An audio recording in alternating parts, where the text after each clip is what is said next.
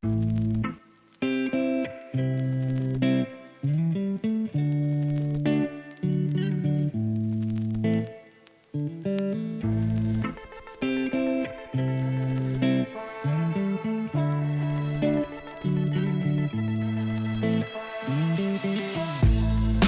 and welcome to Movie RX, where I prescribe entertainment one movie at a time. I am your host, Dr. Benjamin. I am a doctor in the same way that Dr. Robert and Dr. Geary are doctors. I'm a doctor way out there, man. No? I'm just here in the thing. Okay. As you hear, joining me today, the angel on my shoulder, Movie RX producer Jen. Welcome, Jen. Thanks. Of course, I don't know how I can welcome you to a studio that's like yours. So Fair. welcome to your own studio. Glad to be here. All right. So this, the movie that we're doing today, is kind of part of me in a lot of different ways. It came to me soon after its release, and it kind of reignited my appreciation for the Beatles. Today we're doing Across the Universe. Which really, like, honestly, I said I did not think that you were going to pick a musical. Well, I mean, and I guess that's a little bit of a disclaimer to have for my listeners is do not anticipate that there will be a lot of musicals on this podcast. That is not a typical thing that I'm really into. What if I give you a super sad face? If I give you a super sad face, will you do a musical? Well, I mean, if it is medicinal for you, then fine. But I guarantee that Mamma Mia was not medicinal for anybody. No. If anything, it was vom inducing. I'm just saying. I mean, Pierce Brosnan, great Bond, horrible singer. Yeah. And they made more than one. I'm pretty sure that there's right. more. No Yeah. thanks. I'm pretty sure that that my stepmom made my dad go to both of them in the movie theater. Oh, your poor dad. Now, let's see here. Yeah, so Across the Universe, this Revolution Studio production was released in 2007. Was directed by Julie Taymor.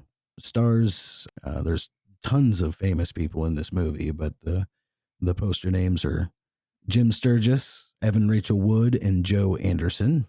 And the IMDb description. Now, Jamie's not on here to tell me that it's a bad one, but I think that, I mean, considering that this one's a musical and it's using Beatles music, I think that this one's actually pretty good. How does Jamie not like Across the Universe? No, she doesn't like the IMDb descriptions. Oh, yeah, they can suck. But she doesn't like any of the descriptions except for the ones from the evil one, Rotten Tomatoes. Oh, gotcha. Yeah, because they give you like 3/4 of the story before they're done with their movie description. Wouldn't that kind of give away too much of the movie? Like, descriptions? Yes, Rotten Tomatoes is evil. We'll just leave it at that. Okay, fair enough. Now, IMDb description for this movie is the music of the Beatles and the Vietnam War form a backdrop for the romance between an upper-class American girl and a poor Liverpudlian artist. That makes him sound like some kind of weird dog breed. Right. I thought the same thing. I was like, I had to look it up. Is that right? Liverpudlian? Yeah. So Liverpudlian, I guess, is the proper way to refer to a person from Liverpool. I feel like we should move just because I kind of want to be known as a Liverpudlian. I don't know that I could deal with that. I'll tell you what, if we moved to anywhere in the UK, if we were to move anywhere in the UK, I would be okay living in Leeds. I'd be okay with that. What about Noodleoodlia? Noodleoodlia.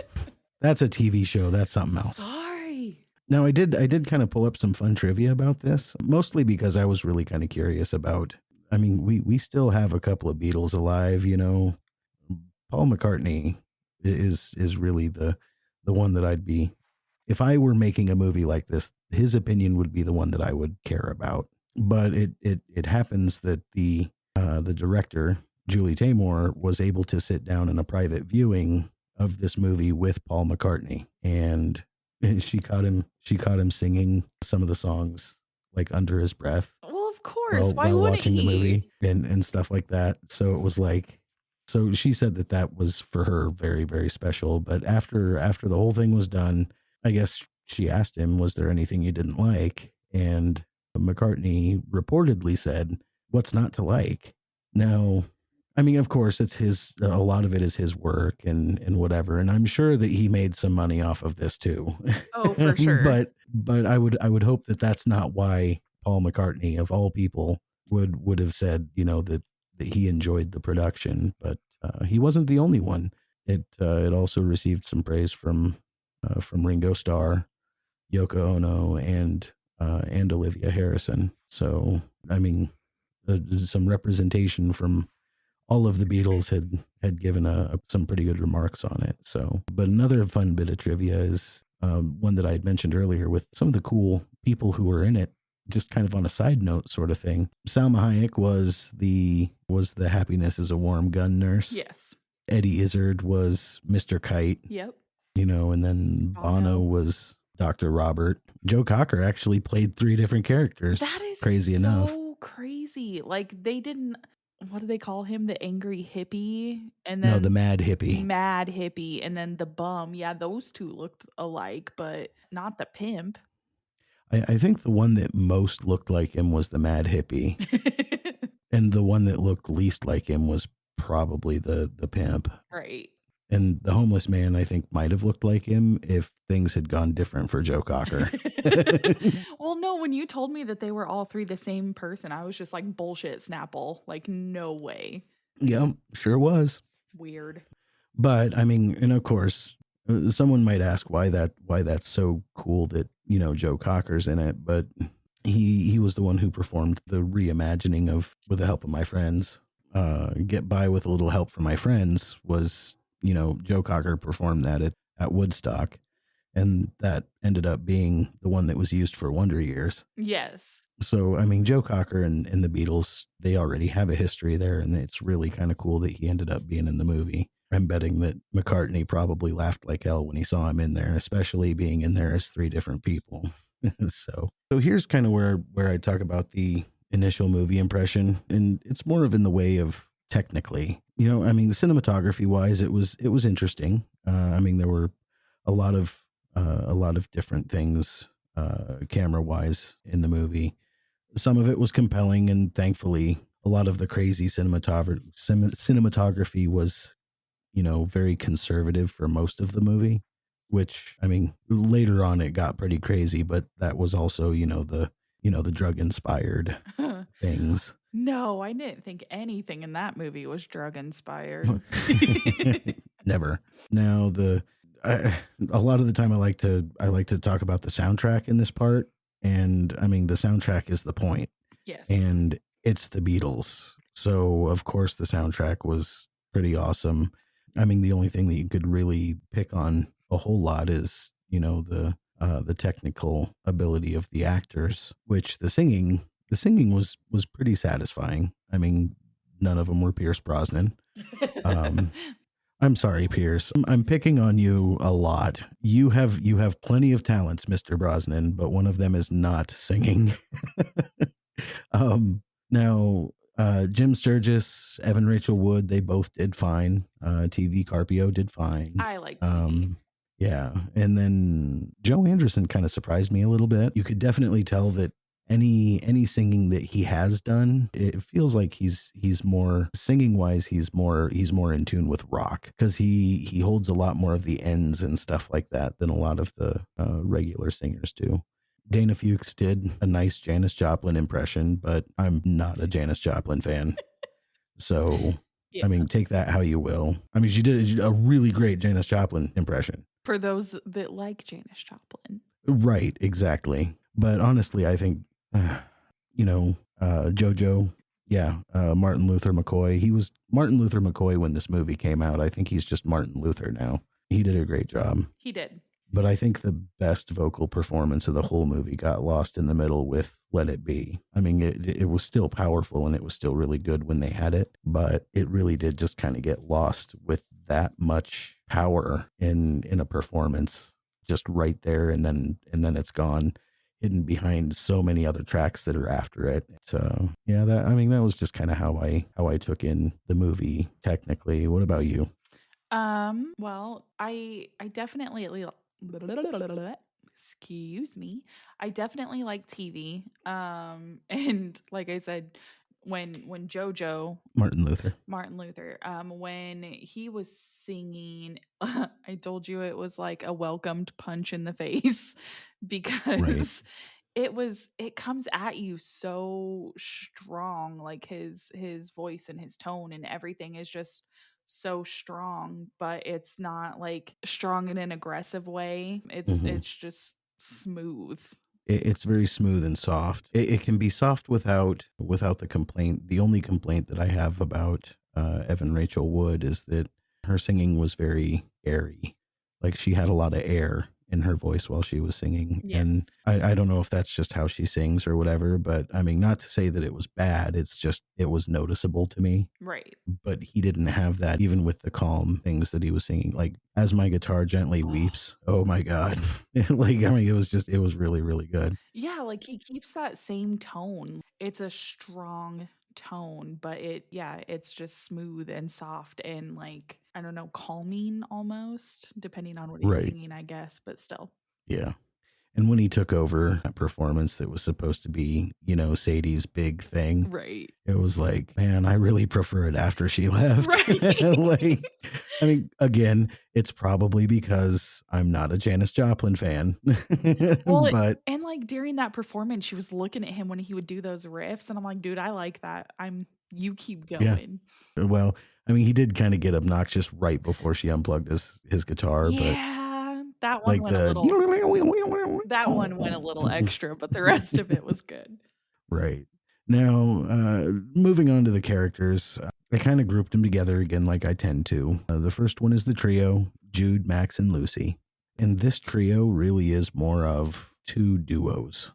Jude really seems to be kind of the fulcrum in this, where he's best friends with Max, but he's interested in or dating Lucy. So now, with Max and Lucy being siblings, they know each other really well. So, I mean, so that kind of completes, the security of the triangle there, that they're kind of a unit. But I mean, I don't know. I really kind of like the way that, Jude was from England, had dropped in on a ship and jumped ship, and just decided to stay thanks to Max inviting him to Thanksgiving and him meeting Lucy. I don't know. I can't really find any flaws in any of these characters. I felt like they all portrayed their characters really well. Yeah, You know, Jude was just a curious kid looking for his dad to let him know that he existed, and pretty cocky. and a little bit arrogant, but not anywhere near as much as Oh Max. god, no. I don't know. I think had I been a college person, I think I would have totally been friends with Max. Oh, for sure. He would have been my type of people. Sarcastic shithead. Yeah, pretty much.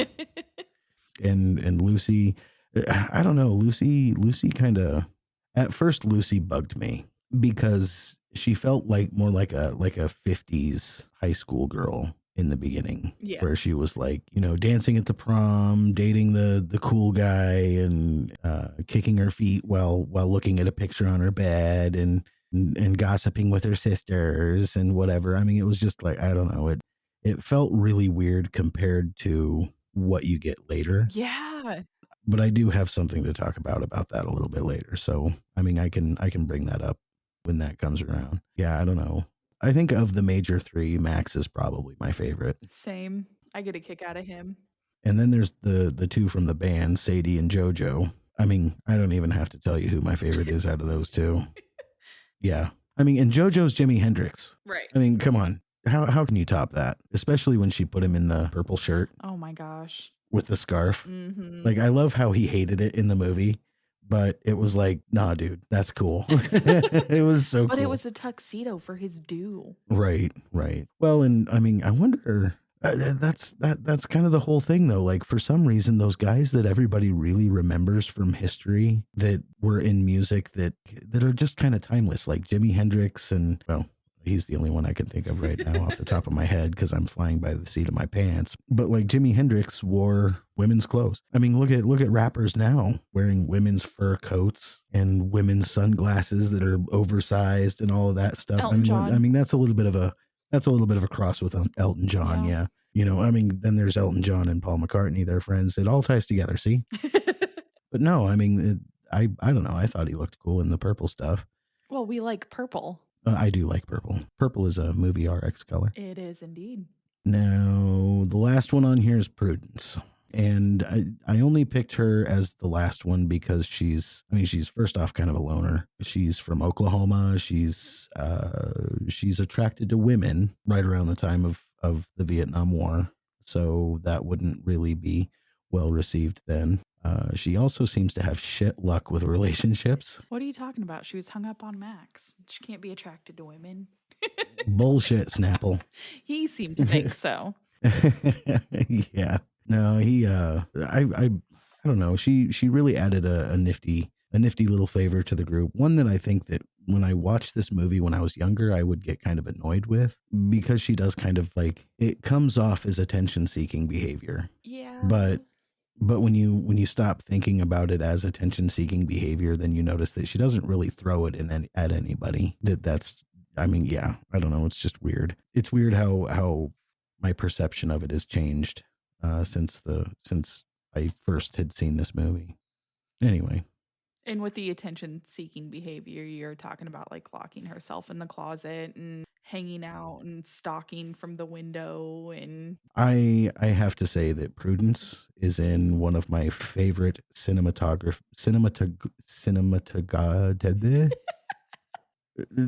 Prudence is in one of my favorite shots in all of this movie. And that is when she is singing I Want to Hold Your Hand. And after she gets done, singing at the girl that's the cheerleader, on the sideline or whatever, and she walks down the bleachers and she starts walking across the field. And there are just football players flying around her in slow motion. It is so cool. And not in any way actual football. Right. There are dudes throwing dudes and shit like that. That's not football, but it was really fun to watch. It really was. It was like football met wrestling, like pro wrestling with the big axe of, yeah. And her walking through it and just not getting hit by anybody. It made it a lot of fun to watch. It did, but not as fun as the bowling alley. The bowling alley was a lot of fun too. I did like that scene. The only thing that would make me like that scene more is because I like the song more. Yeah. Like that, because that's one of my favorite songs from the Beatles. I haven't watched this movie in a while, and so when we rewatched it, I caught myself going, "Oh my gosh, I love that one. Oh my gosh, I love that one." It's like I couldn't narrow it down because I was like, "Oh, that one was so funny." It's just the way that they told this story with these songs and the visuals that they used they were fun, and how can you not love that? Right. Well, and a big part of it, I think, the thing when the movie came out that I remembered hearing a lot of people say about it is I didn't realize that song was done by the Beatles. Then they'd hear another one later and be like, I didn't know that one was done by the Beatles. And then I found one, when I was watching it that I was like, oh shit, that one was done by the Beatles. Which one was that? I don't even remember which one it was now. Because now I feel like I just remembered them all being, like ones that I just knew. Oh, well, of course, that's the Beatles. Yeah. But I think that it really kind of changed a lot of people's perception of the band just because, there's so many things that, people didn't really realize were the Beatles because they had heard them on a car commercial or some TV show or something. And so I think that this kind of put some of that stuff right. And the people who weren't Beatles fans had a chance to listen to something so that their only reference wasn't "We all live in a yellow submarine." That is my least favorite Beatles song. And I don't even know most people don't care for it, I don't think. Yeah, I don't even know if it even has that much to do with the song as much as it has to do with like the memory that I have the first time I heard that song. Yeah, I was surrounded by a bunch of annoying people and in an annoying situation, an annoying day. And yeah, so that one is just kind of, let's not. Now, as far as points of interest go, I have down here so that we both know the other exists, and that is in reference to Jude's reason for being in America. He tracks down his dad through Army records, and he tracks him down to Princeton, right? It was Princeton University. I think so. Yeah, I'm pretty sure it was Princeton. And he's like, you know, so he's walking around campus asking if anybody knows where he can find Professor Huber. And then eventually Max comes along and he's like, you know, can you tell me where to find Professor Wesley Huber? And he's like, I have pissed off every professor in this university, and that is not one of them. And then he's like, oh, but wait, there's a Wes Huber right over there, and he's a janitor. And then he goes over and finds out that his dad wasn't what he had imagined, that he was just a simple janitor. He wasn't some brainiac, you know, or anything like that. But the reason why I put this point of interest down was because, like, I mean, you could totally tell that he was really nervous about the fact that this guy shows up and proves that he's his kid. He's like, yeah, there's no way you can deny that I'm not your kid, man, you know, and this guy's kind of freaking out. I mean, not really visually freaking out, but he's like, you know, I've got a wife and kid now, and a family and all this other stuff, and Jude just tells him, man, I'm not here to derail your life. I wanted both of us to know that the other exists. I actually had a friend who grew up the same way. She didn't know her dad growing up, and when she saw this movie, she's like, that is exactly what I would want to say. That's exactly how it is. Yeah. Yeah. I mean, and it doesn't even have to be malicious or anything like that, especially, you know, in that kind of a situation where they're like, he had no idea. Right. And she didn't, you know, his mom didn't tell him that she was pregnant with his kid. And it was funny because Wes Huber was telling Jude, if I'd have known, he said, what, you'd have gone back and done the right thing? She didn't want you to do that because, you know, then it's not so much that you're going back because you loved her, but because you were obligated to. And it's like, that's pretty wise. I mean, I don't know if you get that kind of stuff out, American thinking typically. I don't know. A lot of people really feel like, no, I deserve to have, you know, that recognition or whatever. I don't know. She didn't force the issue for her personal benefit. Well, and you see those people that are together once someone finds out that they're pregnant, and a lot of times, at least in the ones that I have seen, there's a lot of like malicious things between the two for being stuck in that relationship, and Yeah. you know, you ruined my hopes and dreams, and this is all your fault, and I don't even want you here, but we have to be here. But honestly, you don't. Right. And I mean, that's kind of the big message that I took from the whole thing is it brings to mind the thing that you hear a lot of people say, that they stay together for the kids. But I can sit down here and tell anybody, you know, who is staying together for their kids, you are making your kids miserable. Yes, setting a bad Why? Because example, not showing them what a relationship is supposed to be. right. First off, your kids know you're miserable, and that's not making them feel any better. No. And yeah, you're not modeling what a real relationship is. So that way, when they become adults, then they don't know what to expect out of a good relationship and things like that. So And it actually can cause a lot more problems because, like, you don't know what it's supposed to look like. You don't know what you're supposed to do or how to act. It almost does more damage than it does good. And then those kids grow up like, you know, oh, my parents hated each other. They were always fighting and all of that kind of stuff. So, really, like, it would be better to divorce and co parent than it would be to stay together and just unleash all of that for your kids to watch as they grow. right, the next one I have under points of interest is do. And I've actually got a sound bite that I'm going to play for that. So Okay. here goes that. Do you have any idea what your father pays for those tuition fees? Please. You know, Uncle Teddy, he won't have to pay them much longer. I'm dropping out. Cranberry sauce isn't as tangy as last Don't year. be ridiculous. I am not cut out for this collegiate Oh, crap. no problem. What's your plans? You gonna buy a broken down station wagon, drive across America like Jack, what is it? Kerouac. Mom, I read. Well, actually, I was hoping to borrow your car, Dad. It's got AC and stereo. Damn it, Max! Be serious for once. What do you actually intend to do with your life? Why is it always about what will you do? What will you do? What will he do? Oh my God, what will he do? Do. Why isn't the issue here who I am? Because, Maxwell, what you do defines who you are. No, Uncle Teddy, who you are defines what you do. Right, Jude? Surely it's not what you do, but it's the way that you do it. Now, there's a reason I put that in there. Because it's fun to hear Max go do do do do do. do. There's a lot of stuff to unpack in that one scene. I mean, the family dynamic is super.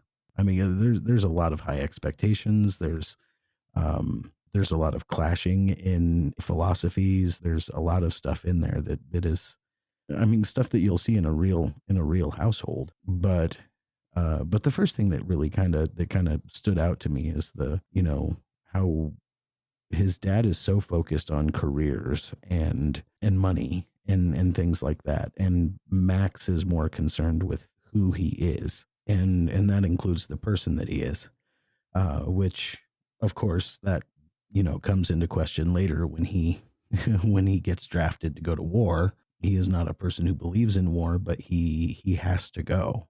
So, I mean, I don't know, that point in the movie, I mean, it had different meanings to me at different times. But as far as the deeper meanings for me, I'm going to go into that kind of more towards the end of the episode. But yeah, I don't know. I really feel like that was kind of an important scene to the whole story. Well, and that kind of stuff hasn't changed. Like, you ask any kid in high school, and the number one question they get asked is like, what are you going to do after you graduate? And everybody thinks you have to go to college and you have to get some kind of office job and you have to do all of these things. And while, yes, obviously I want my doctors and lawyers and stuff like that going to college, college isn't for everyone. It's just Right. not. I had plenty of friends who are perfectly happy and they never went to college. They enjoy the jobs that they're doing. I went to college. I am not doing anything with my degree. So I paid for college basically for nothing. But I mean, it's one of those things, like, kids are young, and how are they supposed to know at that age what they want to do with the rest of their life? And their Yeah. brain is not done growing at that age. Like, why would you want to base the rest of your life when your brain doesn't like, you don't know who you are yet? You don't know what you like. You don't have that life experience. Right. No, that's I mean, and that's exactly it. Kids are pressured so much to grow up. But I mean, even today, you talk to a 16-year-old, they're still in high school, and everybody around them, from teachers to guidance counselors to their friends to their parents to their aunts and uncles, everybody is telling them you need to be ready to be an adult. But I mean, all of these people telling kids that they need to grow up and that they need to be adults and that they need to learn how to be adults. I mean, yeah, they do have to learn, but you have to give them the opportunity to learn. You have to give them an opportunity to fail Right.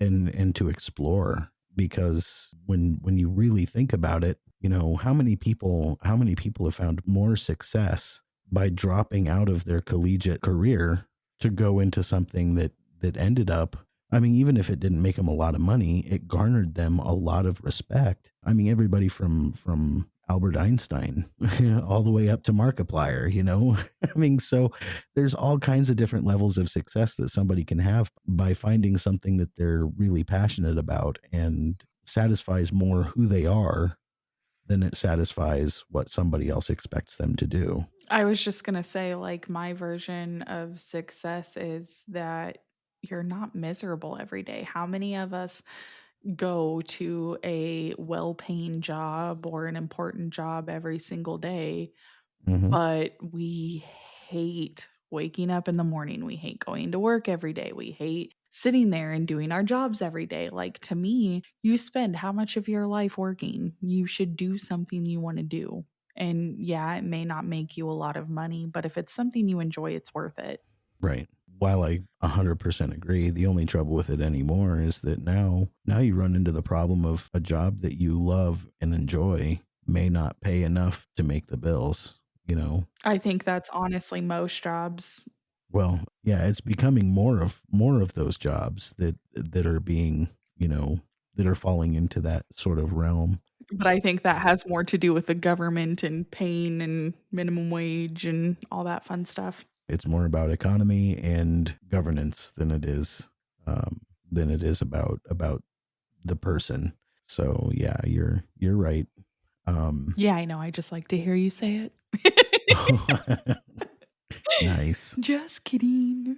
Now, and the next one I had was Lucy's character's evolution reminds me of the Beatles' evolution. Now, what I mean there is, this is just kind of a simple, side thing. So Lucy, remember how I had said that she was kind of like that 50s high school girlfriend that, wore the skirts every day and played basketball, but it was just because it was PE. Right. Just very much like she was on track to being a really great housewife. Ugh.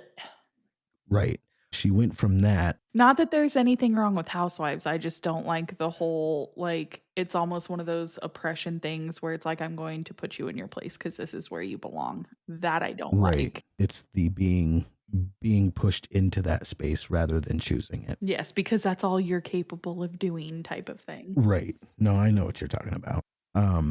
Now, I think that with the way that she changed, when she did change, it came with somebody dying and drugs, if we're being quite frank. And so a lot of those things kind of changed the same way that the Beatles did. Like, they started off as a boy band, Which is so, I know that is exactly what they were, but it's still weird to put them in to there. think of them as a boy band. Yeah, and that is in the days of I want to hold your hand. It's all just, it was guys wearing the same suit, wearing the same hair. And it really was them wearing the hair. I'm not 100% sure that was their actual hair. It was just weird. Right. It was a helmet. It was all perfectly their hair. The evolution of the Lucy character felt very much like it was a euphemism for the evolution of the band, which I don't know if that's true or not. That's just my own speculation as a side note. So, well, and while the drugs and the death did play a part, also her location, she lived a pretty sheltered life with her parents, but when she went out into the world, she saw some shit. Yes, she did. So the next one that kind of came up for me was Let It Be. Now, Let It Be, every time I watch this movie, Let It Be touches me pretty deep. Yeah, how could it not? It's the song was meaningful to me before, but really it didn't have as much impact on me like it did with the performance in this movie. It starts off with JoJo's little brother, sitting on the street singing next to a car that's been burned out, and there's cops and neighborhood kids running around all around him, and fires starting, and he's basically hiding and trying to bunker down and stay safe until the coast is clear to go home. In the middle of a riot, yeah. And between his part of singing and then it transitioning into the gospel style, with it being in the church at his funeral, just that whole thing, it was really actually quite eye-opening for me. It wasn't the first time I watched it, because when the very first time I watched this movie, it was just kind of a general watching, glance over sort of thing. But it wasn't until the third or fourth time that I watched this movie. And it was over a pretty short period of time, because I did kind of binge watch this movie when it first came out. But it was personally my first glimpse into the meaning of the phrase white privilege. And let me explain that. When JoJo's little brother was singing the first part, I have never had to worry about that. I've never lived in a neighborhood that I had to worry about turning into a war zone. I've never worried about the police coming to my home and taking my parents away or taking me away from my parents. I've never had to worry about, playing in my yard and somebody driving by and shooting somebody because they were in the wrong neighborhood earlier that day. Or, that's something I've never had to experience. And for some reason, that vision of him sitting in the street against that burned out car, that brought that to mind for me. And so I would say probably right around 2008 was the first time that I'd really kind of felt the beginnings of understanding the meaning of what white privilege is. And it was all just because of that one scene. Well, I mean, the very, very early years of my life, I lived in kind of a sketchy area. And stuff like not anywhere near that severe happened, but some stuff did happen and we ended up moving, and I didn't grow up wealthy by any means. We did get into a safer area, but yeah, I'm glad that I didn't stay there in that area, because I'm sure I would have turned out to be a completely different person. Yeah. I couldn't imagine living life having to constantly look over your shoulder or living in that fear. It would be awful. Right.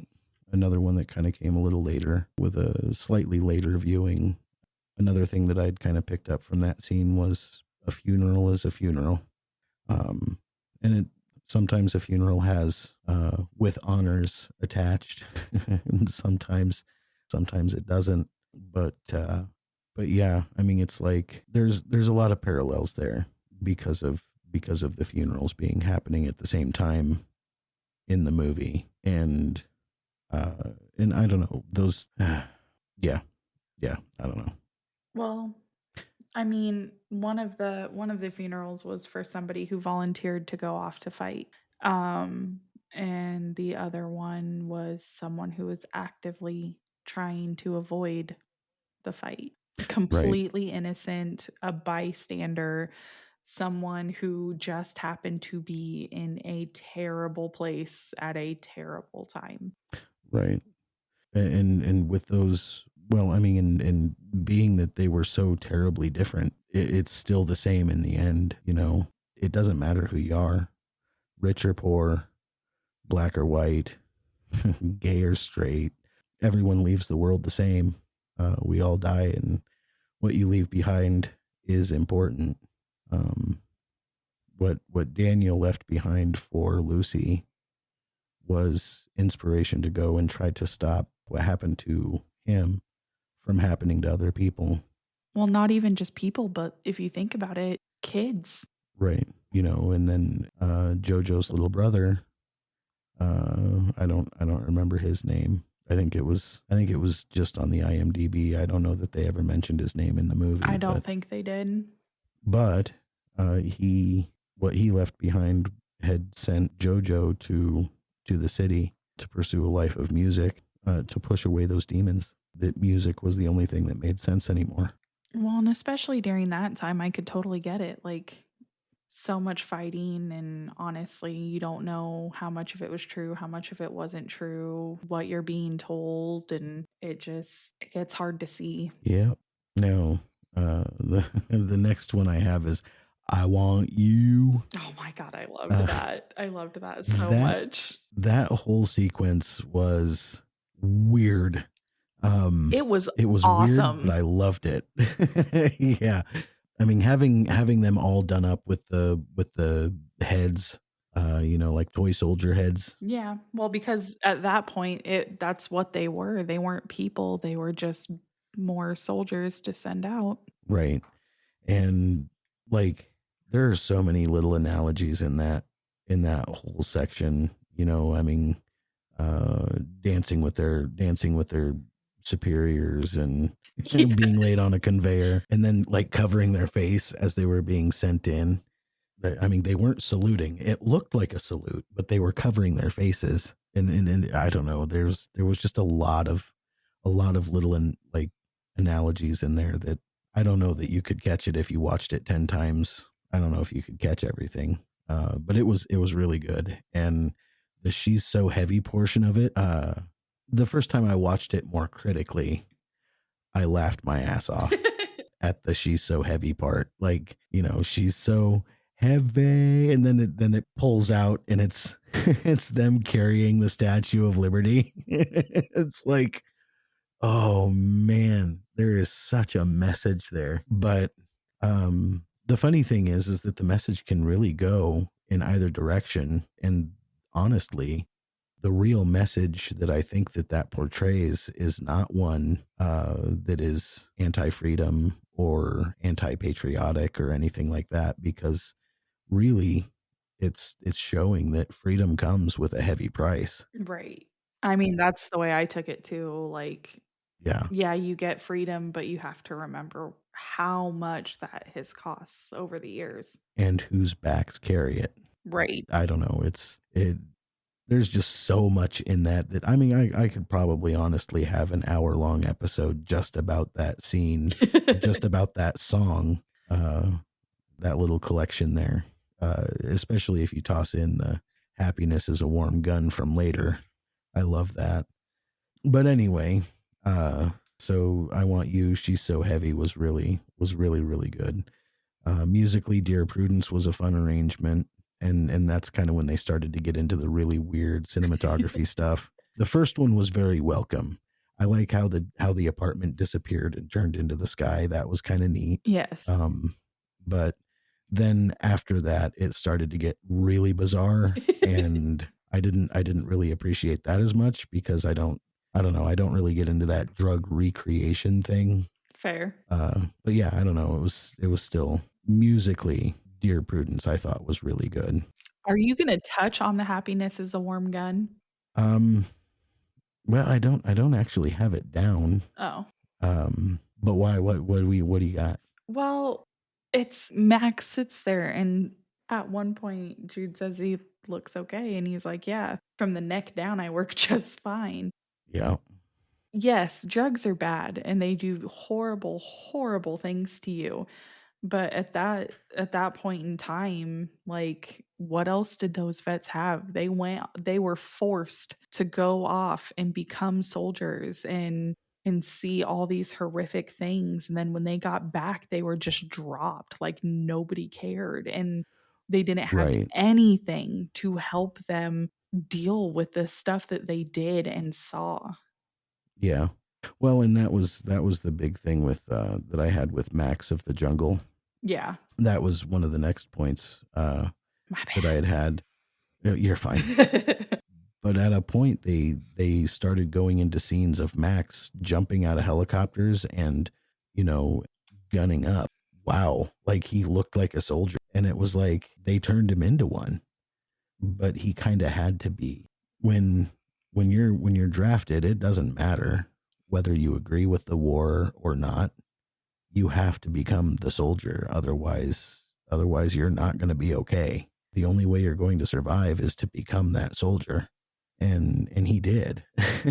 So it's like I mean, whether he stayed with it long term or not, I mean, he bought in at least enough to fight the war. So super weird comparison, but it also made me think of Hunger Games because like little kids thrown into war and being forced to kill other people, whether they can do it or not. Like you have to, or you won't make it. Right. But he did it. He did. And you kind of see it later on in the movie when he comes back. But we can come around back to that one because next is a thing that happened kind of in between that. Paco had claimed Lucy's time, and it was kind of creating some jealousy with Jude. He wasn't liking how much time that Lucy was spending with Paco. Well, would you like it if I found a Paco and spent a bunch of time with him? No, I don't think I'd really appreciate that terribly. But at the same time, like I trust you. So that I think that was the thing that really bothered Jude, though, was that he trusted Lucy, but he really didn't trust Paco. And a lot of it, I think, was because I mean, there was a part where they were in the laundromat, and I actually I have that sound bite too. Of course you do. Why were you so rude to Paco before?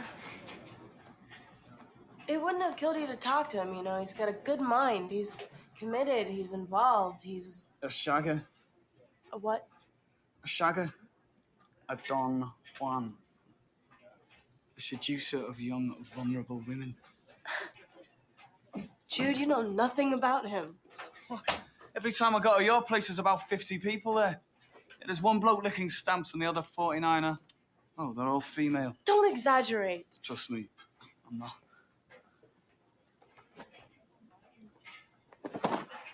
We're in the middle of a revolution, Jude. And what are you doing? Doodles and cartoons? I didn't mean it like that. No? No? Well, what did you mean? You know, I'm sorry I'm not the man with the megaphone, but this is what I do. You can at least hear what he has to say. I suppose you don't, though, because you know you're never going to be drafted. No, will you, Lucy? I would lie down in front of a tank if it would stop this war and bring Max home. Yeah? Well, it wouldn't. What do you mean it wouldn't? You don't think that it's worth trying? I didn't say that. Well, maybe when bombs start going off here, people will listen. So they go to the laundromat, and this guy Paco, he's the guy with the megaphone, and he's the one that stands up in front of the crowds and gets everybody fired up. And at one point, you know, Lucy's describing the things that they do, that they're handing out pamphlets and that they're giving flowers to police officers and things like that to kind of try to keep things regulated or whatever. Well, this Paco guy ends up talking everybody into believing that the only way that things are going to change is if they go more radical. And so radical also apparently means taking up all of your people's time. And that gets Jude jealous. I mean, some of it is just plain jealousy, but he's also, I don't know, like, I mean, he wants all of that to stop, but Lucy can't get past the cause to see that the guy who is behind the cause is also bullshit. Well, You know? yeah, like, yes, I understand many men are away and having to be drafted and stuff like that, but he wasn't lying. There was all females there, and not only that, but Paco was sitting there fighting the cause and ends up being just as bad. Well, right. I mean, I think Lucy walks in on him and the 5 other guys that are involved in this thing, because Jude wasn't wrong.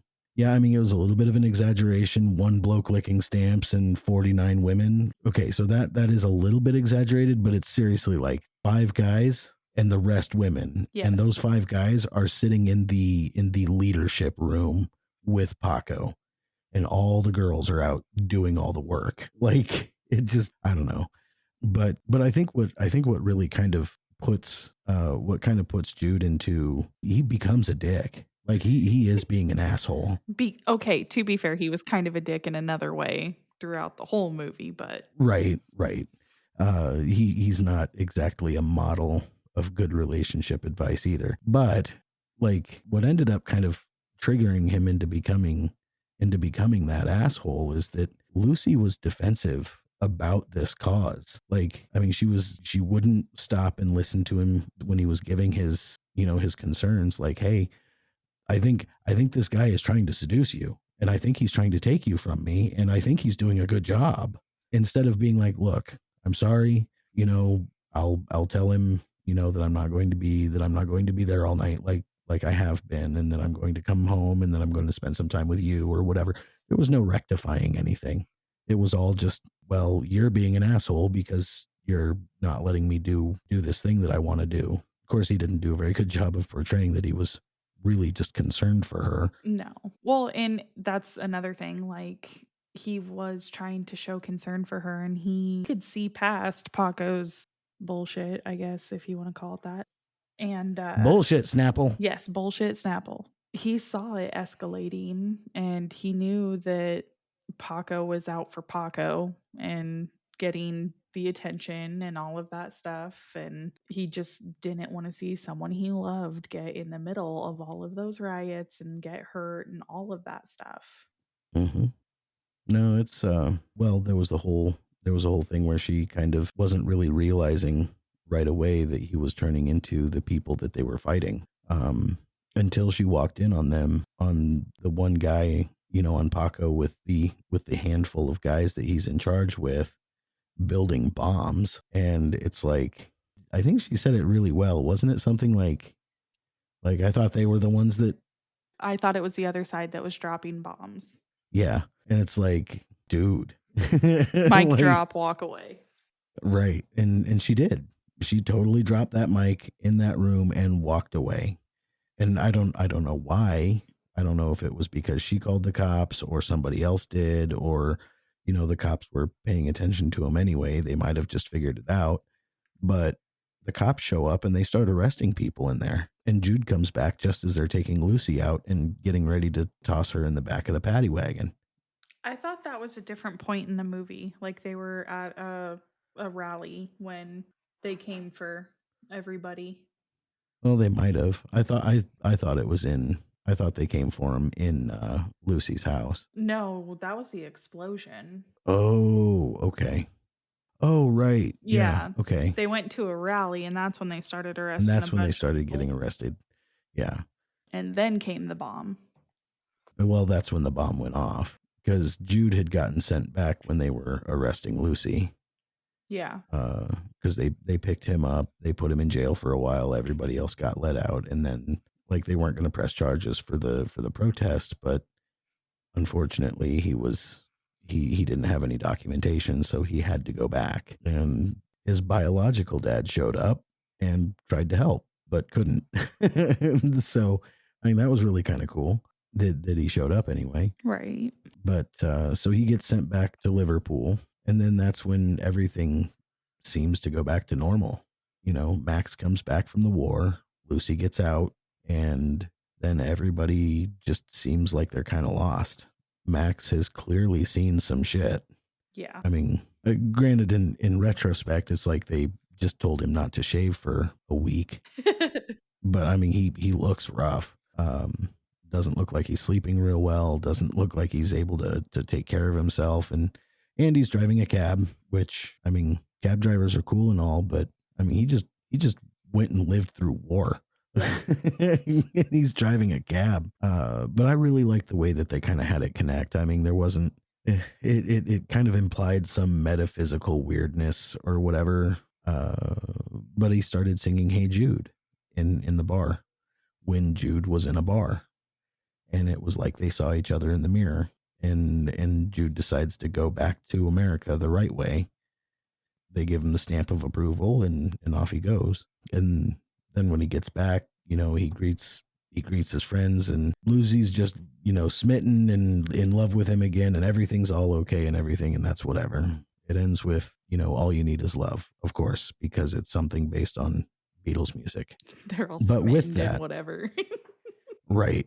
But with that brings the end of the movie. And that brings us down to the active ingredient. Did you have an active ingredient for this movie? If you did, what was it?